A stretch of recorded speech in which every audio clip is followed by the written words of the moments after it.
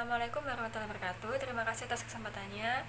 Di sini kami dari kelompok 5 akan mempresentasikan mengenai hasil diskusi kami, yaitu terkait tugas statistika 2. Perkenalkan, nama saya Anissa Ramadhani dengan NIM 2020-240475. Yang pertama, saya akan menjelaskan mengenai pengertian regresi logistik, yaitu salah satu jenis regresi yang menghubungkan antara satu atau beberapa variabel independen dengan variabel dependen yang berupa kategori biasanya 0 dan 1. Yang selanjutnya, tujuan menggunakan regresi logistik secara umum ada 3, yaitu yang pertama, menghitung peluang. Persamaan yang diperoleh dari proses regresi logistik dapat digunakan untuk menghitung peluang responden di luar responden yang termasuk dalam penelitian.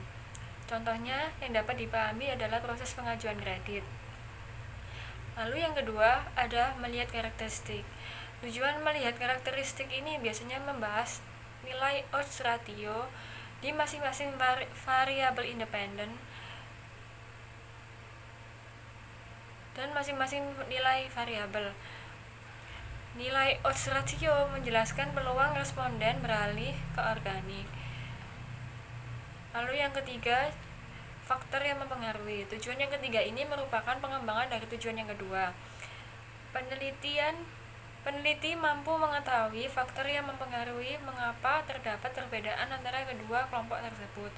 Tujuan untuk mengetahui faktor yang mempengaruhi ini adalah diharapkan faktor yang signifikan mempengaruhi tersebut merupakan faktor yang bisa diatur oleh peneliti atau pengambilan kebijakan sehingga bisa mengiring responden lainnya untuk berbuat yang sama terhadap responden yang bernilai 1 sebelumnya.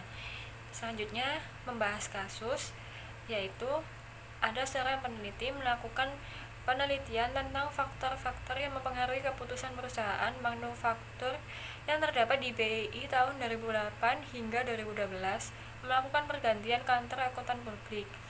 Kasus ini diambil dari jurnal Tax and Accounting Vol 3 nomor 2 2013, program akuntansi pajak, program studi akuntansi Universitas Kristen Petra.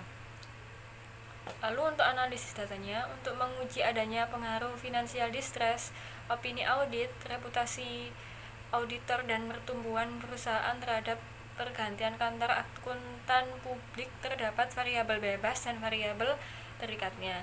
Nah, variabel bebasnya ini dinamakan dengan Y sama dengan pergantian kantor akuntan publik. Lalu variabel terkaitnya ada 4, yaitu yang pertama X1 ada financial distress, X2 ada opini audit, X3 reputasi auditor, dan X4 pertumbuhan perusahaan.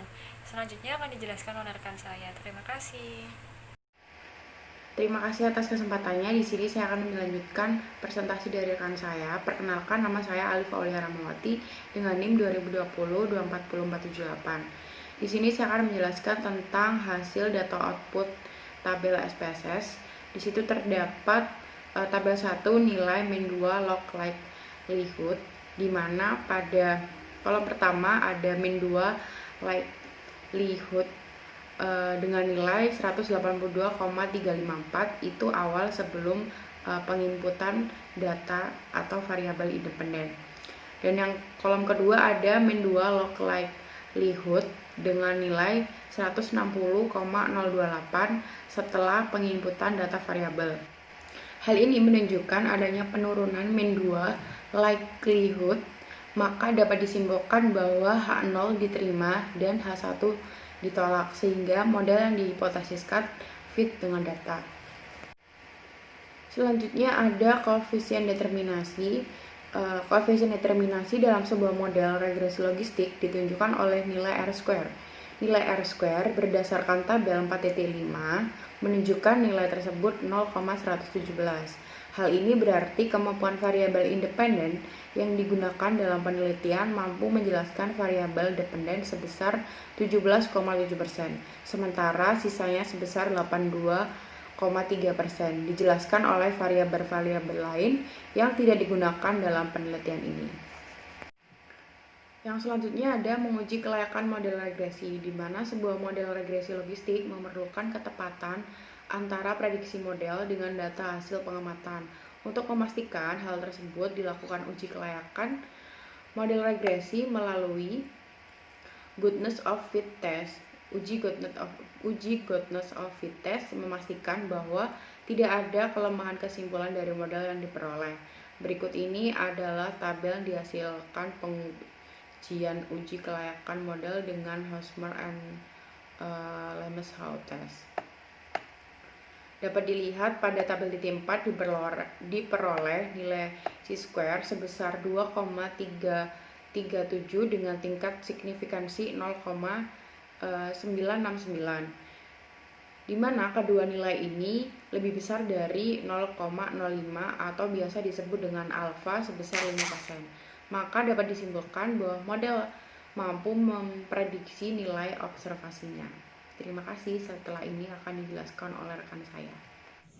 Ya baik, terima kasih atas kesempatannya. Perkenalkan, nama saya Akbar Rifki Kristian dengan NIM 2020 240 487. Di sini saya akan melanjutkan presentasi dari kelompok saya.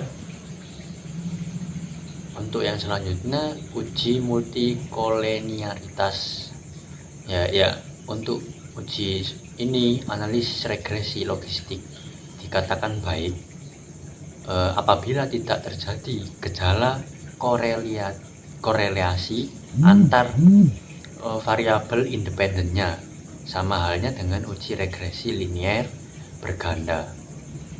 Dan berdasarkan tabel di 4.7 di bawah itu tidak terdapat nilai